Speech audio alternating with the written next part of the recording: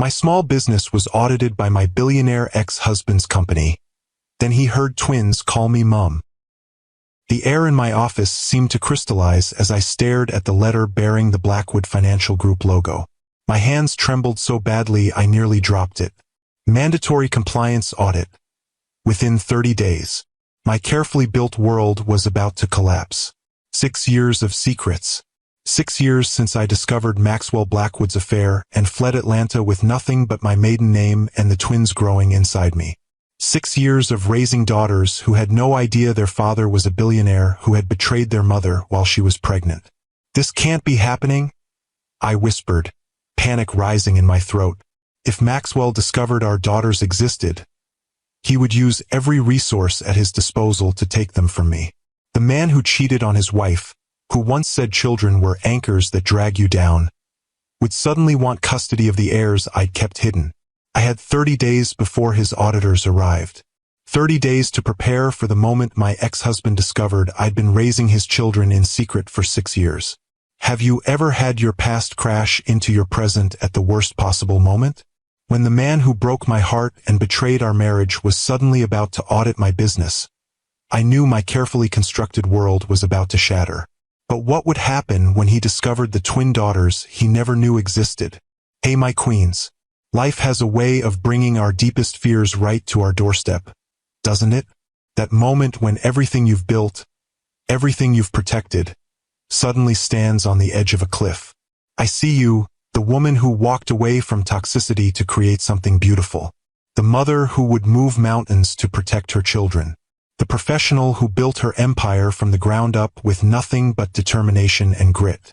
When that moment comes, and it will come, remember this. You are stronger than your worst day. You are wiser than your biggest mistake. And you have earned the right to stand in your power, even when the past comes knocking. The woman who survived is not the same woman who ran. Trust her. She knows what she's doing. I sank into my chair, memories flooding back unbidden. The whirlwind romance with the charismatic investment banker, whose family firm was a cornerstone of Atlanta's financial district. The lavish wedding at his family's estate outside the city. The gradual realization that in Maxwell's world, I was an accessory. Beautiful, accomplished, but ultimately expected to orbit his ambitions rather than pursue my own. The final betrayal had come when I discovered his affair with a colleague. Not just any affair, but one conducted with calculated precision, hidden behind late meetings and business trips while I battled morning sickness alone. I'd left without confrontation, without drama, simply packed what mattered and disappeared to Chicago, where my sister lived. I never told him about the pregnancy, never asked for money, never looked back, until this letter arrived, bearing his family company's name and the power to destroy everything I'd built. The phone on my desk rang, startling me from my thoughts. My assistant's voice came through the speaker. Ms. Winters, your 3 o'clock consultation is here. The lakefront renovation. I took a deep breath, tucking the letter into my desk drawer. Send them in, Vanessa. And could you bring in the portfolio for the Morrison project? I think Mrs. Abernathy might appreciate that aesthetic. Business as usual. I couldn't afford to fall apart. Not with twin daughters depending on me. Not with 15 employees whose livelihoods rested on my shoulders. Not with clients who trusted my vision to transform their spaces. Later that evening, I pulled into the driveway of my Evanston home, a modest but beautifully renovated craftsman that represented everything I valued. Warmth, authenticity, history thoughtfully preserved while making space for new beginnings. The front door flew open before I could reach it, and 2 identical faces peered out, their expressions brightening at the sight of me. Mom, you're late. Olivia called, the more outspoken of my daughters. We made dinner with Aunt Ellie, added Amelia, her quieter shadow. At almost 6, the twins were a perfect blend of their parents. My warm brown skin and curly hair, Maxwell's striking gray eyes and determined chin. They had no memory of their father, knew only that he lived far away and wasn't part of their lives. I'd been careful never to speak ill of him, even as I'd built a life that excluded him completely. You 2 cooked? I asked, hanging up my coat and kicking off my heels with a grateful sigh. Should I be worried? We helped, Amelia clarified seriously. Aunt Ellie did the stove parts. My younger sister appeared in the hallway, wiping her hands on a dish towel. Eleanor had been my rock through pregnancy, childbirth, and those exhausting early years of single motherhood. Now she lived 10 minutes away and remained an integral part of our family unit. They set the table all by themselves, Eleanor reported. And Olivia insisted on folding the napkins like they do at that restaurant you took them to for your birthday. Very fancy, I approved, following my daughters to the dining room where, indeed, the napkins had been folded into elaborate triangles. Over a simple meal of pasta and salad, I listened to the twins chatter about their day at kindergarten, Amelia's art project, Olivia's triumph during math centers. I pushed the audit letter from my mind, determined to be present for this precious time with my girls. Only after they were bathed, read to, and tucked into their beds did I allow the worry to resurface. In the kitchen, I poured a glass of wine and finally confided in Eleanor. An audit? After all this time? Eleanor frowned, taking the letter I handed her. This can't be coincidence. That's what I thought at first, I admitted. But Blackwood Financial handles audits for half the businesses in Atlanta. I've been flying under the radar, but my firm has grown. We've been featured in design magazines, won regional awards. It was probably just a matter of time before my name crossed someone's desk there. Do you think he knows? About the girls. I shook my head. How could he? I never told anyone in Atlanta I was pregnant. By the time I started showing, I was already in Chicago. And I've been careful. No social media presence that connects me to them, no public photos. But this audit is standard procedure, I finished firmly. Invasive and terrifying, but standard. They'll go through my books, verify my compliance with 1,000 regulations, and move on to torment some other small business owner. Eleanor didn't look convinced. And if Maxwell himself shows up? He won't, I said with more confidence than I felt. He's on the board now, not handling day-to-day operations. He'll send some junior accountant who won't even know who I am. But that night, as I lay awake staring at the ceiling, I couldn't shake the feeling that my carefully constructed world was about to collapse around me. 6 years of secrets and separation suddenly felt as fragile as a house of cards in a rising wind. The audit was scheduled for the following Monday. I spent the weekend preparing, organizing financial records, reviewing tax filings, gathering documentation of every business decision I'd made since founding Winter's Design Studio. I worked late into the night after the twins were asleep, fueled by determination and fear in equal measure. By Monday morning, I was exhausted but ready. I'd chosen my outfit with care, a tailored navy suit that projected confidence and professionalism without drawing attention to the curves that had once captivated Maxwell Blackwood. My hair was pulled back in a sleek chignon, my makeup subtle but flawless, armor all of it. The auditor from Blackwood Financial is here, Vanessa announced over the intercom at precisely 9 a.m.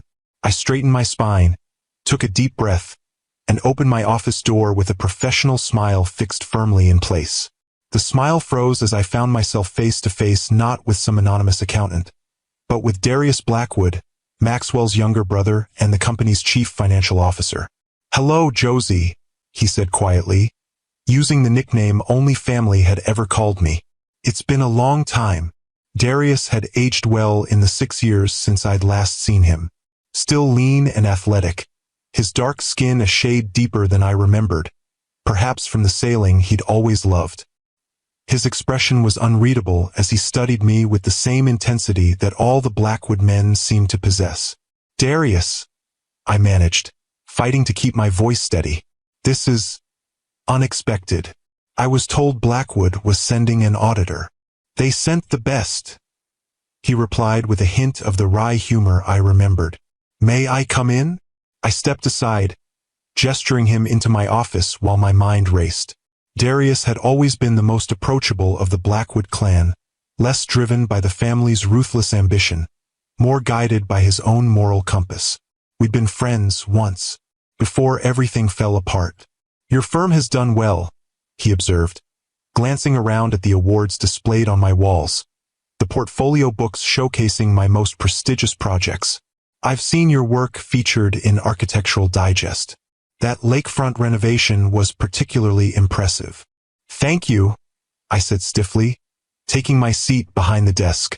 But I doubt you came all this way to discuss my design aesthetic. Shall we get to the audit?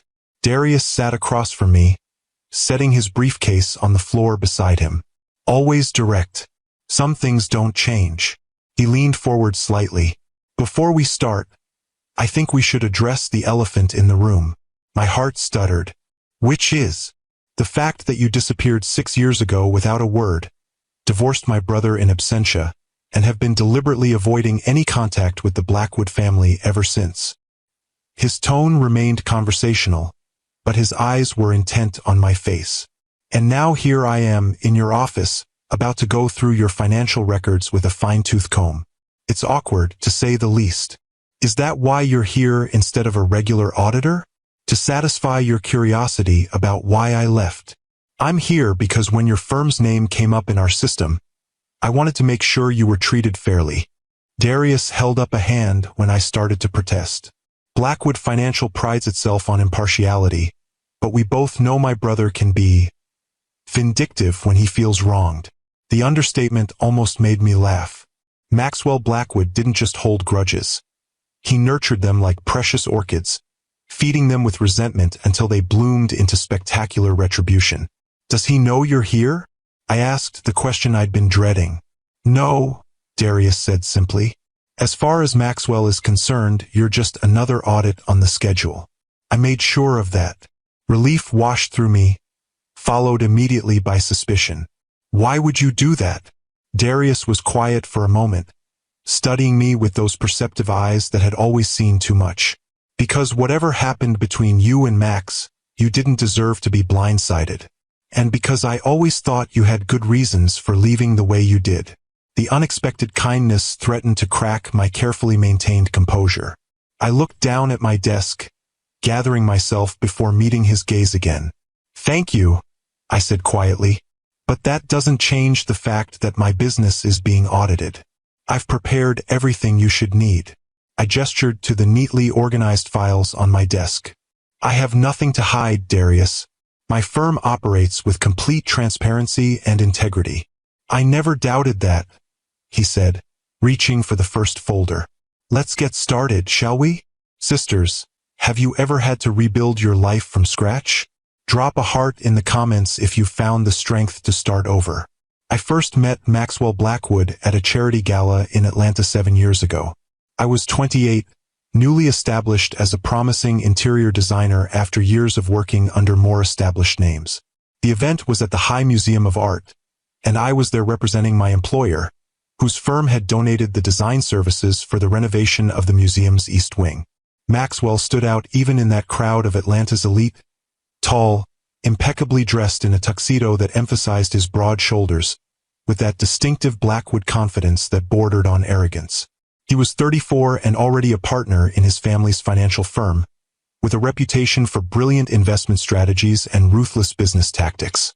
You're staring at the most eligible bachelor in Atlanta, my colleague had whispered, following my gaze. Maxwell Blackwood. Old money, new ambition, and completely out of our league. I'd laughed and turned away, uninterested in the city's social hierarchies.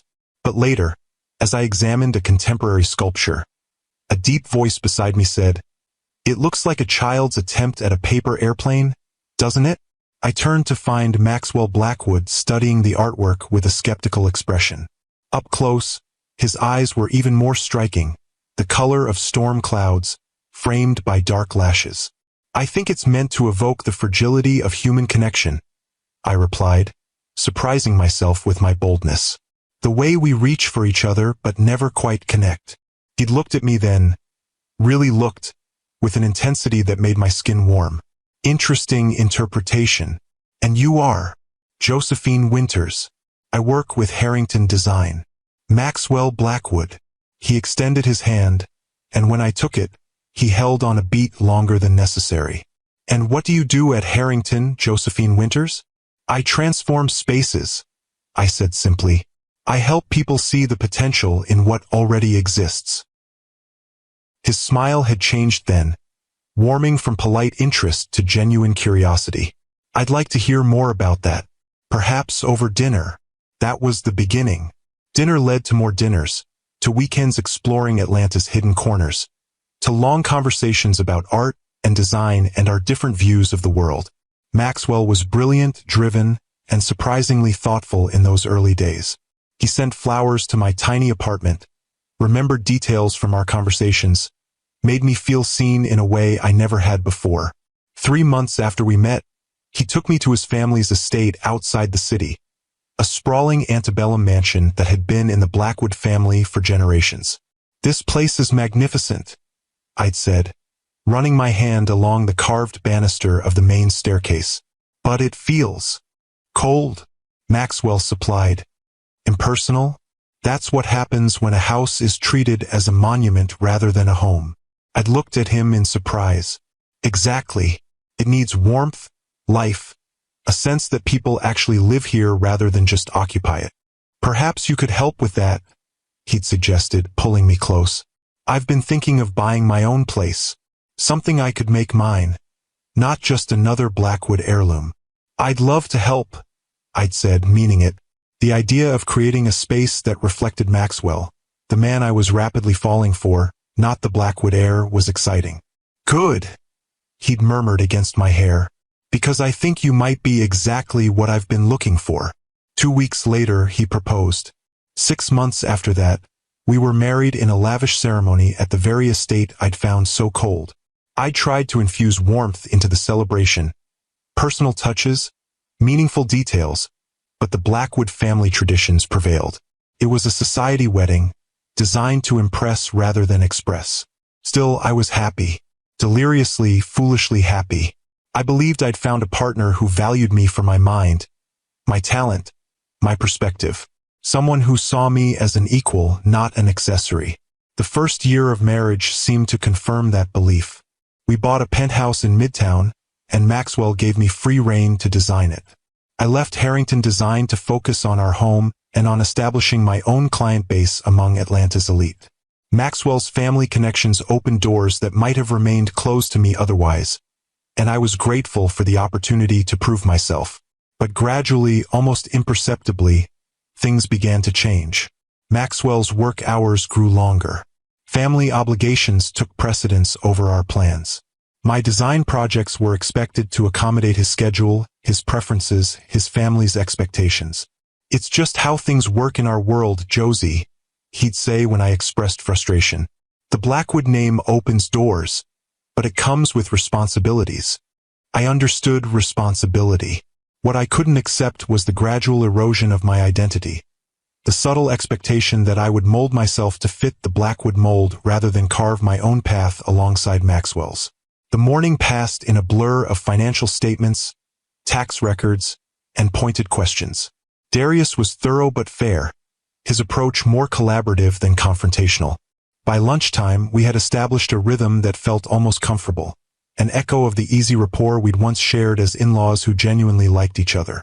"We should break for lunch," Darius suggested, checking his watch. "There's a cafe around the corner I noticed on my way in." I hesitated. Sharing a meal felt too personal, too much like the friendship we'd once had. "I usually eat at my desk. 1 hour away from this office won't derail the audit," he countered. "And I think we could both use the break." Before I could respond, my cell phone rang, the special ringtone I'd assigned to the twins' school. My heart jumped as I grabbed the phone. "This is Josephine Winters," I answered, already reaching for my purse. "Ms. Winters, this is Nurse Brenda at Lakeside Elementary. I'm calling about Amelia. She had a fall during recess and may have sprained her wrist. She's not in serious pain, but we think she should be seen by a doctor to rule out a fracture." "I'll be right there," I said, already on my feet.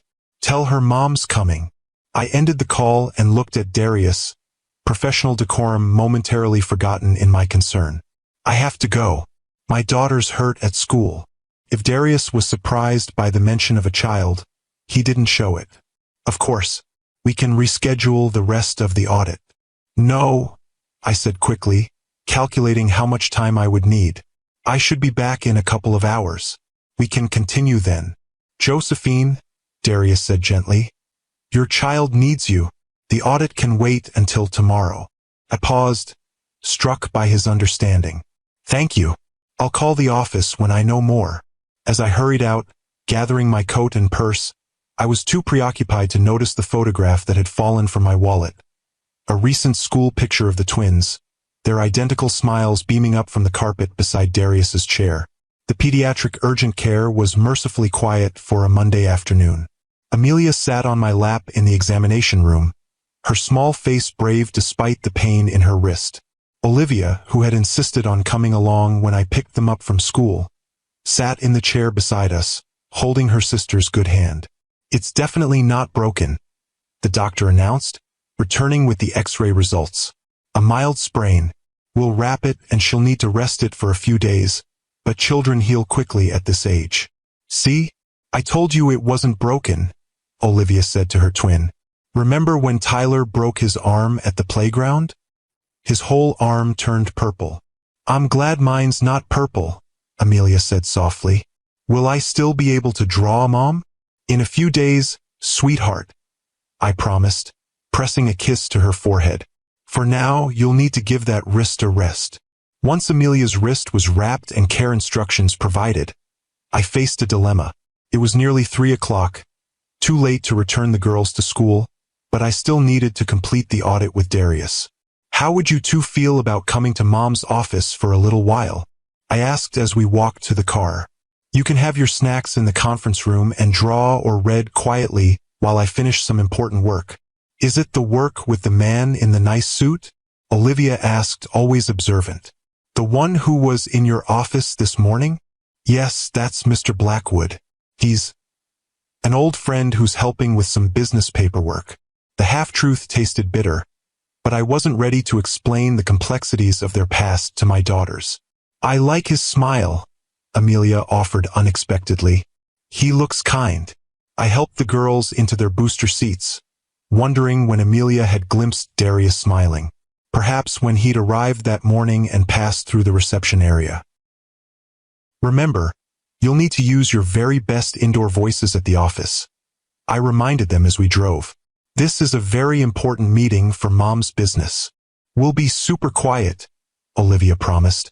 Like ninjas. Friendly ninjas, Amelia amended, making me smile despite my stress. When we arrived at Winter's design studio, I was relieved to see Darius's rental car still in the parking lot.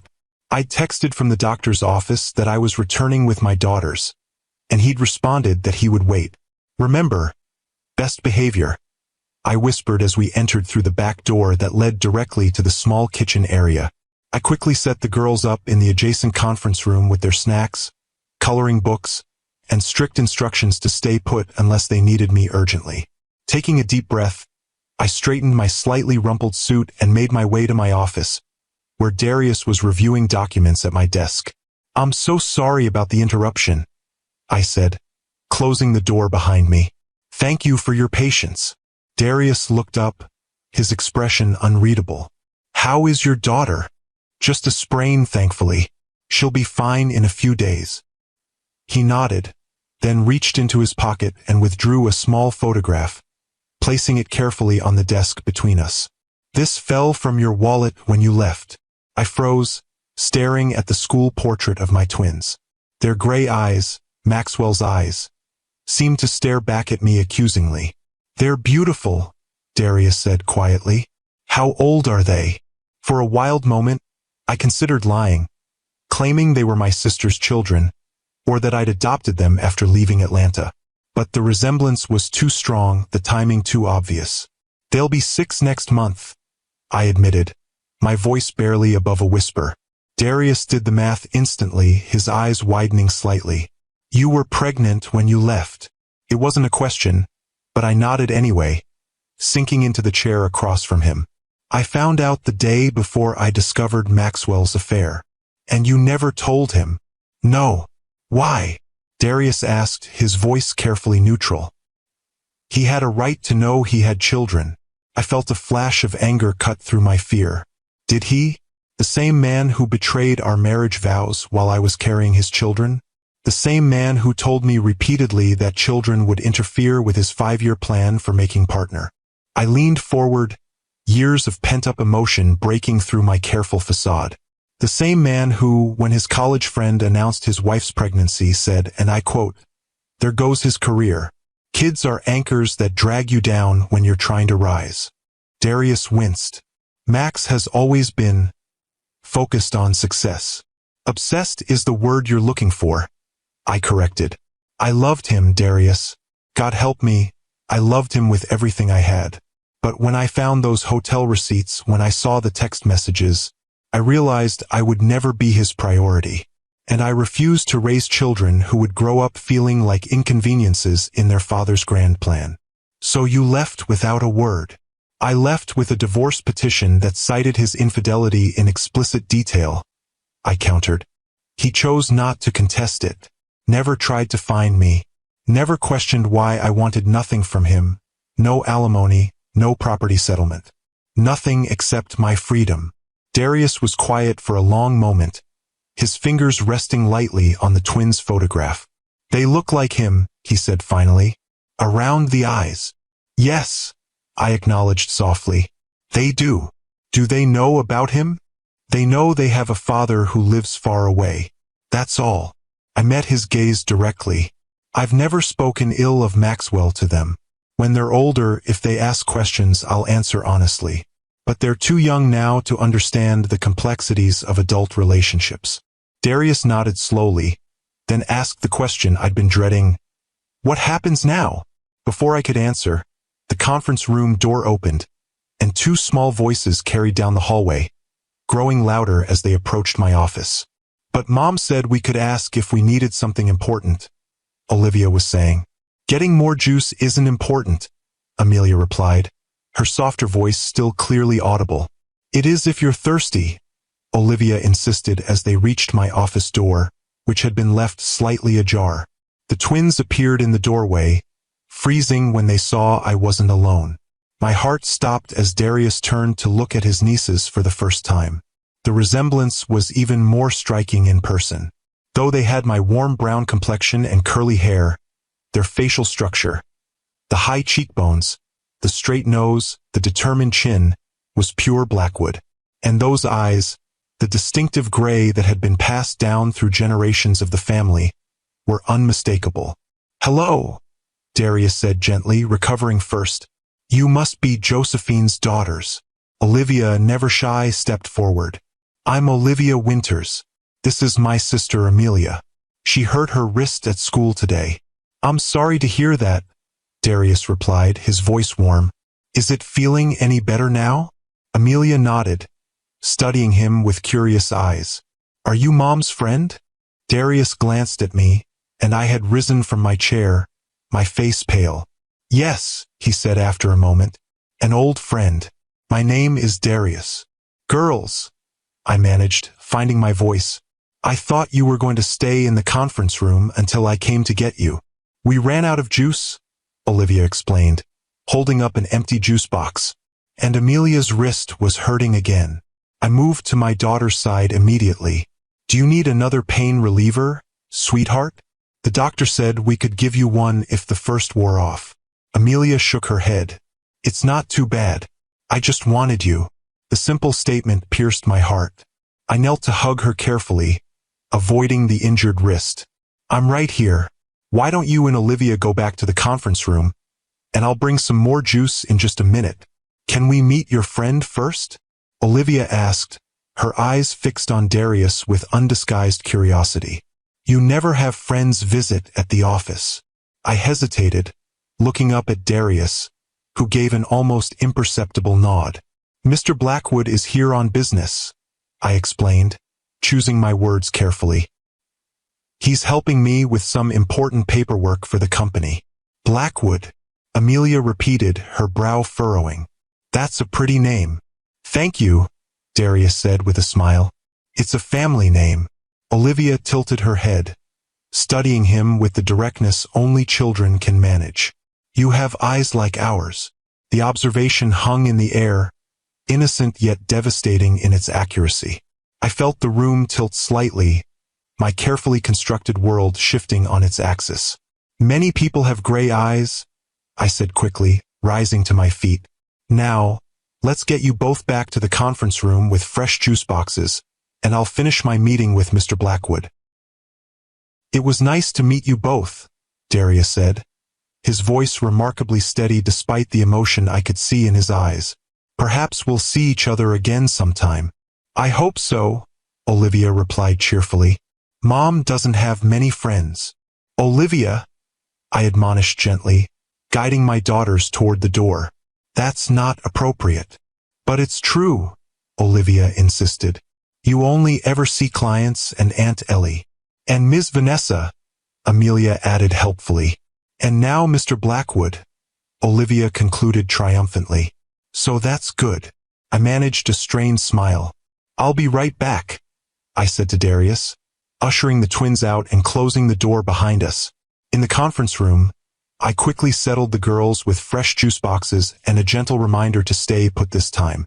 I need just a little more time with Mr. Blackwood, and then we'll go home. Can you be my good helpers for 20 more minutes? Yes, Mom, they chorused, already returning to their coloring books. I took a moment in the hallway to compose myself before returning to my office. The situation was spiraling beyond my control. Darius had seen the twins, had recognized them instantly as Blackwoods. There was no going back from this moment. When I re-entered my office, Darius was standing by the window, his back to the door, shoulders tense beneath his impeccable suit. They're remarkable, he said without turning around. Bright, articulate, confident. You've done an amazing job with them, Josie. Thank you, I said quietly, closing the door. Darius, they're Maxwell's children, he interrupted, finally turning to face me. My brother's daughters. My nieces. I nodded, unable to deny the obvious truth. Yes, and he has no idea they exist. No. Darius ran a hand over his face, a gesture so reminiscent of his brother that I felt a pang of old grief. This changes everything.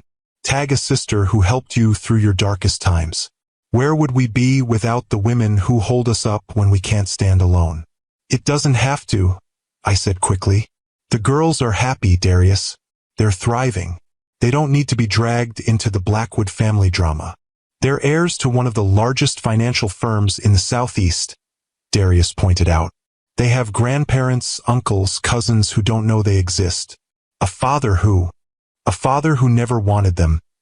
I cut in, my voice sharp with protective instinct. Who would see them as complications in his perfect life? You don't know that, Darius argued. People change. Circumstances change. Maxwell is different now. I gave a bitter laugh. Different how? More ambitious? More ruthless? More dedicated to the Blackwood legacy? He's a father, Darius said quietly. He has a 3-year-old son. The revelation hit me like a physical blow. I sank into my chair, trying to process this new information. Maxwell had another child, a son, the Blackwood heir he'd always wanted. He remarried? I asked, hating the tremor in my voice. Darius nodded. 4 years ago. Victoria comes from a banking family in Virginia. Very suitable. He added with a hint of the old irony I remembered. Their son, James, is the apple of Maxwell's eye. He's softer with him than I expected. More patient. Good for him, I said, fighting to keep my voice neutral. I'm glad he found what he wanted. Josie, Darius said gently, coming to sit across from me. I understand why you left. I understand why you kept the girls a secret. But now that I know, I can't unknow. They're my family too. What are you going to do? I asked, the question that had been hovering between us since the twins appeared in my doorway. Darius was quiet for a long moment, his expression troubled. I don't know yet, he admitted finally. But I can't lie to my brother about something this important. Fear clutched at my heart. He'll try to take them from me, I whispered. You know he will.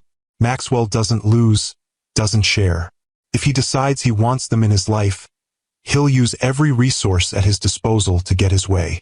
Or maybe he'll respect the life you've built, Darius suggested, though he didn't sound entirely convinced. Maybe he'll find a way to be part of their lives without disrupting everything. Do you really believe that? I challenged. This is Maxwell we're talking about. The man who sued his own cousin over a disputed inheritance. The man who systematically destroyed his former mentor's reputation when the old man dared to criticize his investment strategy. Darius couldn't deny the truth of my words. Maxwell Blackwood was not known for compromise or restraint when he felt entitled to something.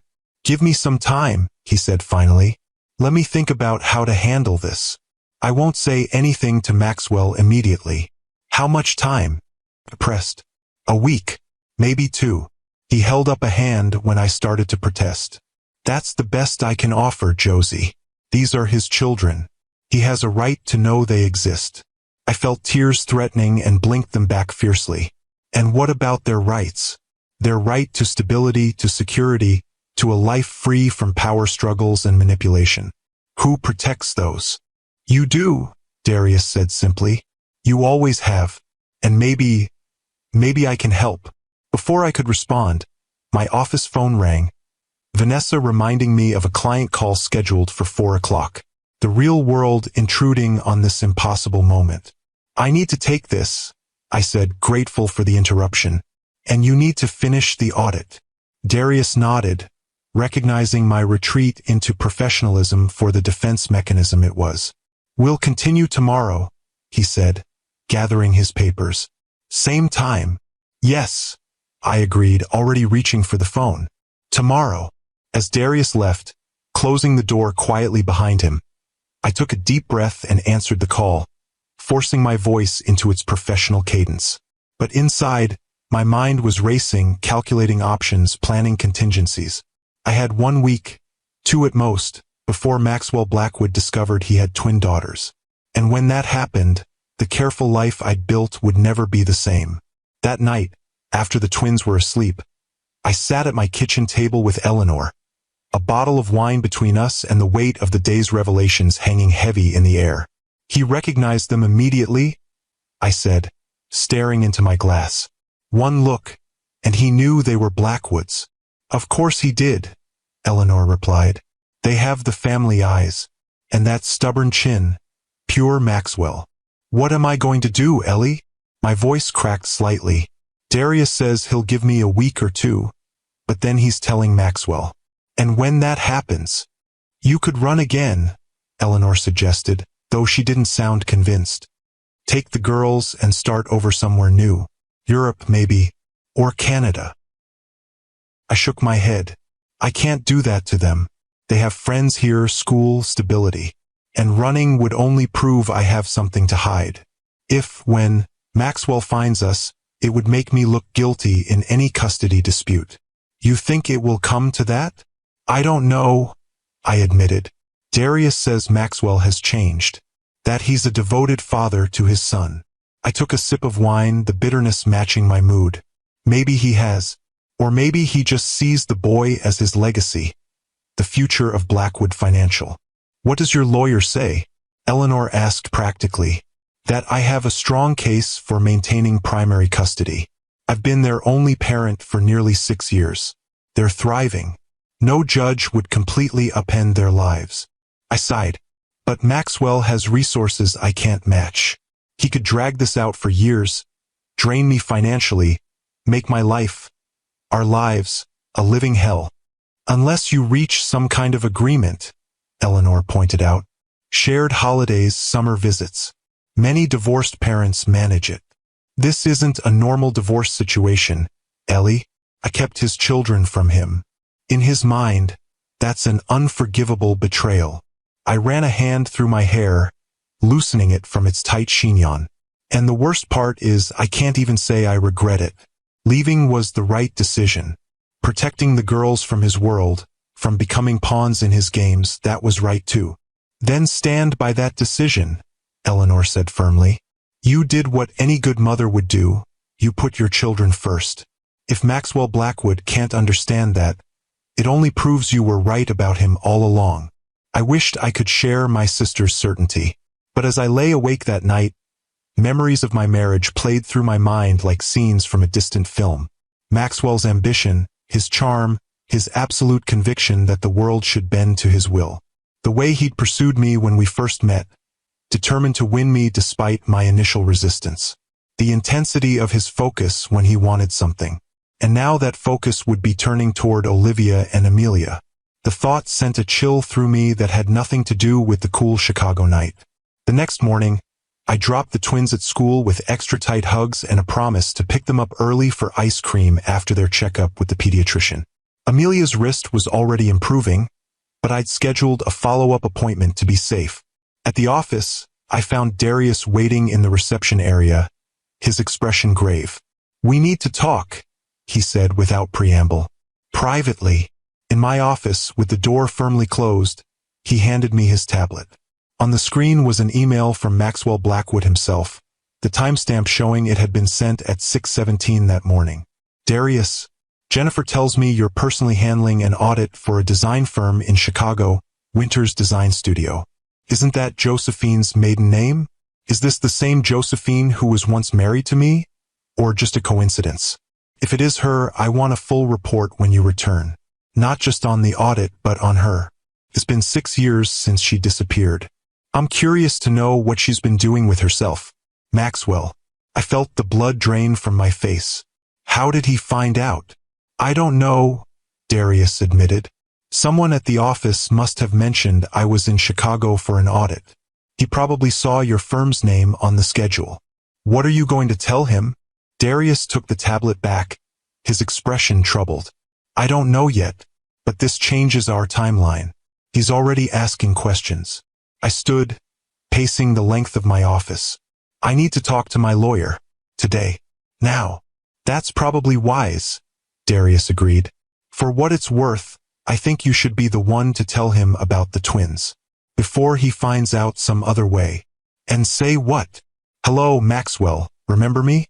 The wife you cheated on. Surprise, you have 5-year-old twin daughters you never knew about." I shook my head. "There's no good way to have that conversation." "No," Darius acknowledged. "But some ways are less bad than others. And if you take control of the narrative, you might be able to set the terms of engagement." I stopped pacing, struck by the wisdom in his words. If Maxwell found out about the twins from someone else, from Darius, from a private investigator, from a chance encounter, his reaction would be unpredictable, potentially explosive. But if I approached him first on my terms, "I need to think," I said finally, "and I need to talk to my lawyer." "Of course." Darius glanced at his watch. "I should finish the audit today. Your books are in excellent order, by the way. I'll have the official report ready by tomorrow." "And then you go back to Atlanta," I said, the implication clear. Back to Maxwell. Back to questions I wasn't ready to answer. "Yes." Darius hesitated. "Josie, whatever you decide, I want you to know I'm on your side. Not against Maxwell, but for the twins. For what's best for them." The sincerity in his voice touched me. "Thank you," I said softly. "That means more than you know." After Darius left, I called my lawyer, Rebecca Chen, and scheduled an emergency consultation for that afternoon. Then I called Eleanor. "I need you to pick up the girls from their doctor's appointment," I explained. "I have to meet with Rebecca." "Of course," Eleanor agreed immediately. "Is everything okay?" "No," I admitted. "Maxwell knows I'm in Chicago. He doesn't know about the twins yet, but it's only a matter of time." "What are you going to do?" I took a deep breath. "I'm going to face him, on my terms, before he can blindside me." The silence on the other end of the line spoke volumes. "Are you sure that's wise?" Eleanor finally asked. "No," I said honestly, "but I'm out of options. And I'm done running." Rebecca's office was in a sleek downtown high-rise, with views of Lake Michigan that would have been breathtaking if I'd been in any state to appreciate them. She listened intently as I explained the situation, her expression growing more concerned with each new detail. "Let me make sure I understand," she said when I finished. "Your ex-husband's company is auditing your firm. His brother, your former brother-in-law, is conducting the audit personally. He's discovered the existence of your twin daughters, who are biologically your ex-husband's children, though he has never known about them. And now your ex-husband is asking questions about you, though he doesn't yet know about the children. That's the situation, I confirmed. Rebecca leaned back in her chair, fingers steepled beneath her chin. Legally, you're in a complex position. You never deliberately concealed the children from the court during your divorce. The pregnancy wasn't known to you at that time. You've never sought child support, which means you haven't committed fraud in that regard. However, deliberately withholding the existence of children from their biological father for nearly 6 years, that's going to be problematic if this ends up in court. I know, I said quietly, but I had good reasons. I believe you, Rebecca assured me, and a good family court judge would take those reasons into consideration. Your ex-husband's infidelity, his expressed negative views on parenthood, your concerns about the children's emotional well-being, these are all valid factors, but they don't negate his parental rights. So what do I do? If you're determined to approach him first, we need to prepare carefully. Document everything, your reasons for leaving, your life with the twins, their routines, their stability. We'll draft a proposed custody and visitation agreement that acknowledges his rights while prioritizing the girls' well-being and minimizing disruption to their lives. And if he rejects that, if he demands full custody or tries to take them to Atlanta, Rebecca's expression was grave. Then we fight. But Josephine, you need to be prepared for the possibility that some form of shared custody may be inevitable. The courts generally believe that children benefit from relationships with both parents, absent abuse or neglect. I nodded, the reality of the situation settling over me like a heavy cloak. I understand. How quickly can we prepare everything? I'll have my team work on it immediately. We can have documents ready by tomorrow afternoon. Rebecca hesitated. When do you plan to contact him? As soon as possible, I said. Before he finds out some other way. Do you want me present for that conversation? I considered the offer. Having legal representation would send a message that I was prepared, protected, unwilling to be intimidated. But it would also set an adversarial tone from the beginning. No, I decided. This first conversation needs to be between Maxwell and me. But I want everything in place before I make that call. Rebecca nodded. I'll have the documents ready tomorrow. And Josephine, try to remember that this isn't just about you and your ex-husband. It's about what's best for your daughters. They're all I think about, I said softly. Everything I've done. Leaving Atlanta, building my business, creating our home here. It's all been for them. Then trust that, Rebecca advised. Trust your instincts as their mother. And let's make sure the legal groundwork supports those instincts. When I arrived home that evening, the house was filled with the scent of baking cookies and the sound of children's laughter. I found Eleanor in the kitchen with the twins, all three dusted with flour, decorating sugar cookies with brightly colored icing. Mom, Olivia spotted me first. We're making cookies for Mr. Blackwood. Aunt Ellie said it was a good idea because he was nice about your audit. I shot my sister a questioning look. She shrugged. They wanted to do something nice. I figured cookies were harmless. Look, I made this one special, Amelia said, holding up a cookie decorated with a wobbly blue sailboat. Aunt Ellie said he likes sailing. My heart constricted at the innocent gesture. My daughters unknowingly baking cookies for their uncle, using information about him that Eleanor remembered from our Atlanta days. That's very thoughtful, I managed, setting down my purse. I'm sure Mr. Blackwood will appreciate it. Can we give them to him tomorrow? Olivia asked eagerly. Before he goes back to Atlanta? I hesitated. We'll see, sweetheart. He might be very busy. But they're thank you cookies, Amelia insisted, her expression serious. Mom, you always say thank yous are important. They are, I agreed, unable to argue with my own teachings. Tell you what, I'll take them to my office tomorrow, and if Mr. Blackwood has time to stop by, he can have them then. This compromise satisfied the twins, who returned to their decorating with renewed enthusiasm. I caught Eleanor's eye and tilted my head toward the living room. She nodded, wiping her hands on a dish towel. Girls, keep working on those cookies. Mom and I need to talk about boring grown-up stuff for a minute.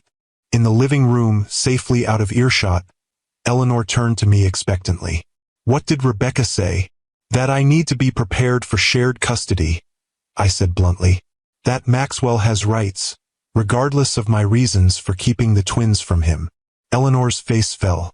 That's what I was afraid of. So what's the plan? I'm going to call him. Tomorrow, after I have the legal documents from Rebecca. I'm going to tell him about the twins myself, before he finds out some other way. And then, I sank onto the sofa, suddenly exhausted. I don't know, Ellie. I've spent 6 years building a life without Maxwell Blackwood. I've raised our daughters to be strong, confident, happy. And now I have to prepare them for the possibility that their father, a stranger to them, might suddenly want to be part of their lives, might want to take them to Atlanta, introduce them to a whole family they've never known, integrate them into a world I deliberately left behind. I ran my hands over my face, the weight of it all pressing down on me. How do I prepare them for that? Eleanor sat beside me, her hand warm on my shoulder. The same way you've prepared them for everything else, with honesty, love, and your unwavering support. Josie, those girls are resilient because you've made them that way. They're secure in your love. That won't change no matter what Maxwell does. But what if he tries to turn them against me? What if he paints me as the villain who kept them from him? Then you trust that the foundation you've built is strong enough to withstand it, Eleanor said firmly. And you remember that you're not alone in this. I'm here. Your friends are here. Your employees who respect and admire you are here. You've built a community, Josie, not just a business. I leaned into my sister's embrace, drawing strength from her certainty. When did you get so wise? Watching you, she said simply. Watching you rebuild your life from scratch on your own terms. Whatever happens with Maxwell, remember who you are now. Not the woman who left Atlanta in the middle of the night, but the woman who created Winter's design studio, who raised 2 amazing daughters, who found her voice and her power. I nodded, straightening my shoulders. You're right. I need to focus on what I can control, how I approach this, how I prepare the girls, how I protect what matters most. Exactly. Eleanor squeezed my hand. Now, let's go help our budding artists finish those cookies. Tomorrow will take care of itself. But as I lay in bed that night, sleep eluding me once again, I couldn't help wondering what Maxwell's reaction would be. Would he be angry, hurt, indifferent? Would he see the twins as an inconvenience? Or would he embrace fatherhood as Darius suggested he had with his son? And most terrifying of all, would he see them as Blackwood's first and foremost, heirs to be molded in the family tradition rather than individuals with their own dreams and needs? The next morning dawned clear and cold, a perfect Chicago autumn day. I dressed with particular care. A deep burgundy suit that I'd worn to my first major client presentation after founding Winter's design studio. It had brought me luck then. I hoped it would again today. The twins were unusually subdued at breakfast, perhaps sensing my tension despite my efforts to appear normal. Mom, are you okay?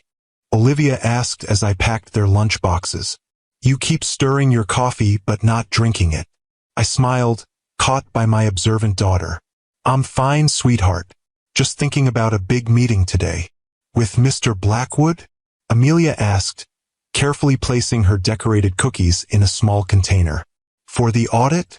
Yes, I said, deciding that was close enough to the truth. The audit is finishing today. And then everything will be okay with your business? Olivia pressed. I looked at my daughters, so young, yet so attuned to the undercurrents of adult concern. Yes, I promised. Everything will be okay. Whether I believed that or not was another matter entirely. At the office, I found Darius waiting with the completed audit report.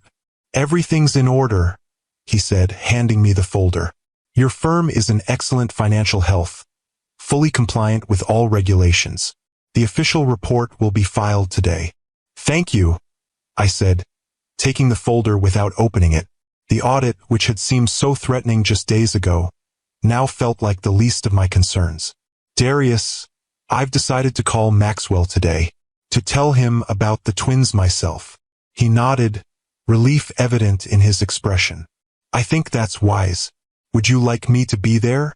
Not physically present, but perhaps on the line. I considered the offer. Having Darius there might help moderate Maxwell's reaction, provide a buffer between us. But this conversation needed to happen between the two of us alone. No, I said finally, but thank you for offering. This is something I need to do myself. I understand. Darius hesitated. Josie, I know my brother. He'll be shocked, probably angry at first. But he's not the same man you left 6 years ago. Fatherhood has softened some of his sharper edges. I hope you're right, I said, not entirely convinced. Oh, before you go, the twins made you thank you cookies. I handed him the container Amelia had carefully packed that morning. They were quite insistent that you receive them. Darius looked genuinely touched as he opened the container to find the assortment of decorated cookies, including Amelia's blue sailboat. They remembered I sail? I mentioned it, I admitted. They wanted to make something special. Please thank them for me, he said, his voice slightly rough. And Josie, whatever happens with Maxwell, I hope you'll allow me to know my nieces, to be part of their lives in some small way. The request, so simply stated, caught me off guard. In all my worry about Maxwell, I hadn't considered the broader Blackwood family, the grandparents, the cousins, and Darius himself. People who might genuinely care for my daughters, who might enrich their lives rather than complicate them. I'd like that, I said, surprising myself with the truth of it. The girls could use more family in their lives, especially family who likes sailing and appreciates homemade cookies. Darius smiled, the expression warming his usually serious face. I'll be in Chicago again next month for a conference. Perhaps I could visit then? Meet them properly? I'd like that, I repeated, finding I meant it. Good luck with Maxwell when you return to Atlanta. I have a feeling you'll need it. After Darius left, I closed my office door and stared at my phone. It was time. Rebecca had emailed the legal documents that morning, a proposed custody agreement, a detailed account of the twins' lives and routines, a statement explaining my reasons for leaving without disclosing the pregnancy. Everything I needed to approach this conversation from a position of preparation rather than defense. I still had Maxwell's number memorized, though I deleted it from my contacts years ago. Some things, it seemed, the mind refused to let go. Before I could second-guess myself, I dialed. The phone rang 3 times before he answered. Maxwell Blackwood. His voice, so familiar even after all these years, sent a jolt through me. Maxwell, I said, keeping my voice steady. It's Josephine. The silence that followed seemed to stretch for an eternity. When he finally spoke, his tone was controlled, revealing nothing. Josephine, this is unexpected. I understand Blackwood Financial is auditing my firm, I said, deciding to start on neutral ground. Yes, he replied cautiously. Standard procedure for businesses in your sector. Though I admit I was surprised to discover you were operating a design studio in Chicago. You've done well for yourself, from what I hear. I have, I acknowledged. But that's not why I'm calling. I assumed as much. Pause. Why are you calling, Josephine? It's been 6 years without a word. I took a deep breath. There's something you need to know. Something I should have told you long ago. I'm listening. His tone sharpened, the businessman sensing important information about to be disclosed. When I left Atlanta, when I filed for divorce, I was pregnant. The words hung in the air between us, irrevocable now that they'd been spoken. With twins. Your daughters. The silence that followed was absolute. I could hear my own heartbeat, thundering in my ears as I waited for his response. My daughters, he repeated finally, his voice unnaturally calm. You've kept my children from me for 6 years. Yes. Why? The single word contained a universe of emotion. Anger, confusion, hurt. Because I found out I was pregnant the day before I discovered your affair, I said, the old pain surfacing despite my best efforts. Because you had made it abundantly clear that children weren't part of your 5-year plan. Because I couldn't bear the thought of raising daughters who would always come second to your ambitions. You had no right. I had every right to protect my children. I interrupted, my voice stronger now. To ensure they grew up feeling wanted, valued, loved unconditionally. Can you honestly tell me you would have welcomed the news of my pregnancy? That you wouldn't have seen it as an inconvenience, a complication in your carefully ordered life? His silence was answer enough. The girls are 5, almost 6. I continued, softening my tone. They're healthy, happy, thriving. They know they have a father who lives far away. I've never spoken ill of you to them. I've been waiting until they were old enough to understand before explaining the complexities of our situation. Their names? He asked, his voice strangely rough.